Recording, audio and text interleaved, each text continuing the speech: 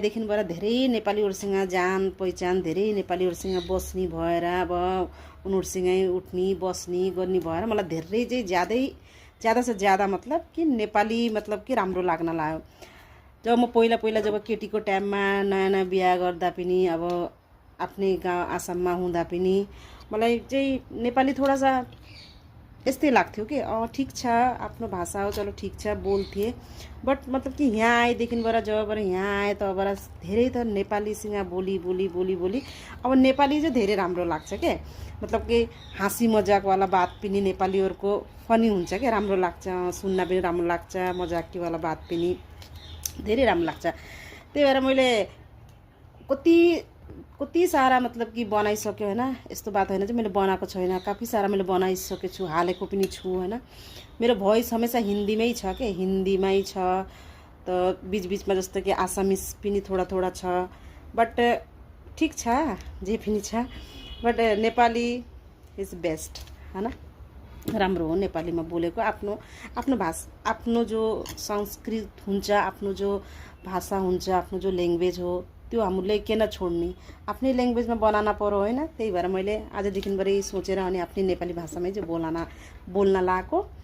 अनि तपाईँहरूलाई राम्रो लाग्यो भने लाइक कमेन्ट चाहिँ गरिदिनु होला। और आज हाम्रो लन्चमा मेरो खाना बन्छ सिमफली भन्छन्, फलिया पनि भन्छन्, सिमी पनि भन्छन्, यसैको सब्जी बनानी हो। यहाँ बडा मुस्किलले मिल्छ, वैसे यहाँ त मिल्दैन, बजार उजारमा पनि बहुत खोज्न पर्छ। जस्तो बिहारको मान्छेहरूले ल्याएर बेच्यो भने मात्रै मिल्छ, अब त मिल्दैन खासै होइन। अरू कोही नेपालीहरूले जस्तो कि घर घरमै लगाएको हुन्छन् नि, थोडा बहुत तिनीहरूसँग भेटिन्छ। त कसैले यो मलाई हिजो दिनुभएको थियो, उहाँलाई थ्याङ्क यू छ होइन, उहाँले मलाई दिनुभएको थियो। त्यही भएर मैले अब बिहान सोचिराखेको छु, राति पनि बिहान उठेर पहिला यसैलाई साफ गर्छु, किनकि यो साफ गर्न पनि अलि टाइम लाग्छ। मसला ससला हालेर अनि मजाले, धेरै मसला पनि होइन, ठिकै मसला ससला हालेर अनि झोल बनायो भने धेरै मिठो लाग्छ क्या खानालाई। आलु हालेर अझै लाइ साग भयो भने त धेरै राम्रो लाग्छ।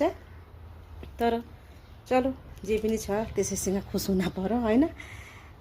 त साथीहरू म भर्खरै नुहाइधुवाइ गरेर अब पूजापाठ गरेँ। अनि त्यही भएर तपाईँहरूले नभन्नु होला चाहिँ कस्तो मुख रहेछ है यिनी दिदीको, यस्तो नभन्नु होला।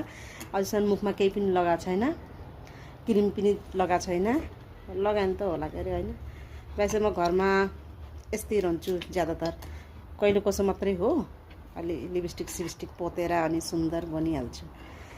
ल हुन्छ गाइस है, आजको लागि यति नै छ, बाई।